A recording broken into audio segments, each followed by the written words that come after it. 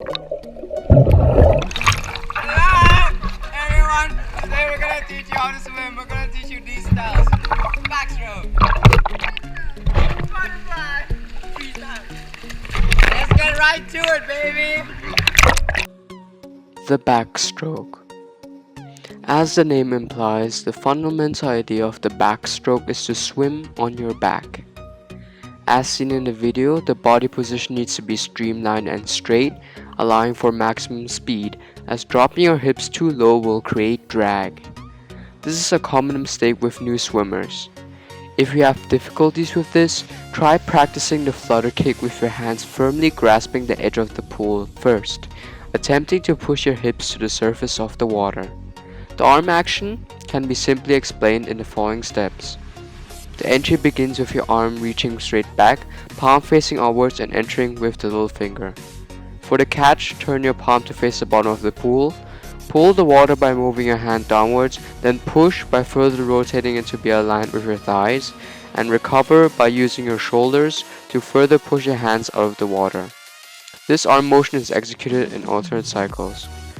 The leg action is quite simple, resembling the flutter kick of the freestyle stroke. While kicking, ensure that your legs are close together, straight, and that the power of your kicks come from your hips. For speed, 6 kicks per arm cycle is recommended. Since your head should be just above the surface of the water, breathing is not difficult. One breath will be completed for every arm cycle. If you are having trouble with breathing, a common mistake with beginners, something is wrong with your form and you can improve by simply practicing the float on your back. Breaststroke is one of the most simplest swimming styles and is one of the slowest out of the 4 competitive styles. It is often referred to as a frog stroke due to the frog-like motion. Breaststroke classifies the arm movement into 3 main steps: outsweep, insweep, and recovery. The stroke would begin with the outsweep, coming directly after the streamlined position where both palms are facing outwards. Followed by this is the insweep, where hands face downwards and later push the water back. By accelerating the arms backwards, you are pushing yourself forward, becoming faster. Hands will come together with palms facing towards the chest and elbows to the side. The recovery is when you push your hands back to the initial position, with your arms extended forward. The leg movement is what defines the frog-like motion, and is what allows for an easy glide. Knees must be bent while the heels are drawn upwards. Toes are pointed outwards when thrusting your feet back, driving the water back as well.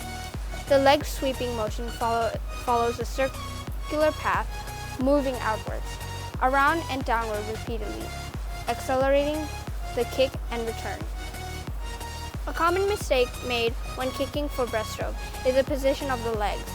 If the knees are positioned too low, there is an increase in drag. Lastly, to complete a good breaststroke, you must follow your spine when you breathe.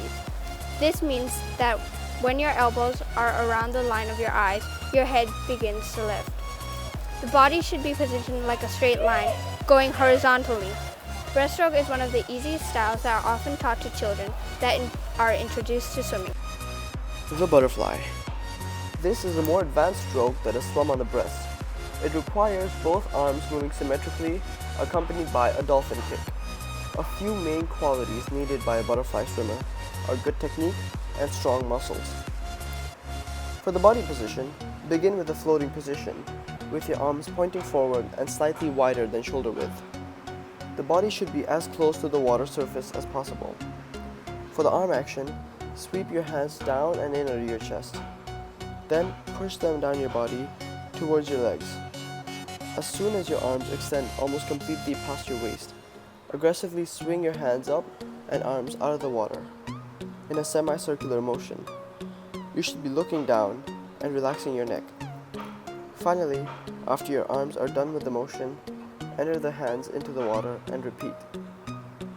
For the kick, all leg action should come from the hips. Your heels and soles should break the surface. Your knees should be slightly bent. Powerful downbeats of the feet then propel the body forward. Try to keep your legs close together with your ankles relaxed. Hips will first move, followed by the upper leg, and ending with the soles and heels out of the water. The hips will go up and down, but should never drop too deep or rise too high. Breathing should be done from the front. The shoulder should propel your hands out of the water naturally. When breathing, your chin should be more forward than the forehead. After inhalation, quickly lower your head before exhaling quickly under the water through your mouth and nose.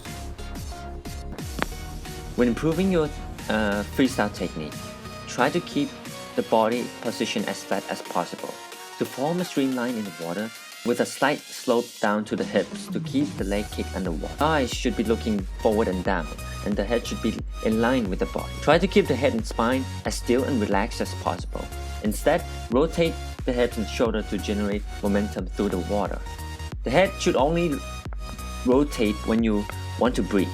For the arm action, keep the elbow slightly bent, and as you reach your hand in front of the body to enter the water. The entry should be between the center line of the head and the shoulder line, and the hand should be directed with the palm facing down and out, so the thumb enters the water first. After entering the water, the arm should perform a 3-sweep motion. With your elbow slightly bent, sweep forward, then back towards the center of the body, then out towards the thighs. In order to maximize the efficiency of your stroke, you must complete the whole arm action, and not bringing the arm out of the water before it reaches your leg. For kicking, the legs should be close together. There is no need for large motion. A steady small motion is perfectly fine. While most of the pressure is coming from your feet, it is essential that the swimmer move the entire legs. The legs should be straight as possible.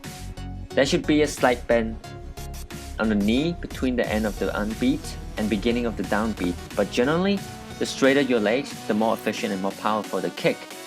Breathing is also essential. It is important to keep your head turned as smooth as possible when you breathe. The neck should remain smooth with your head and spine, joining the rotation of the shoulders.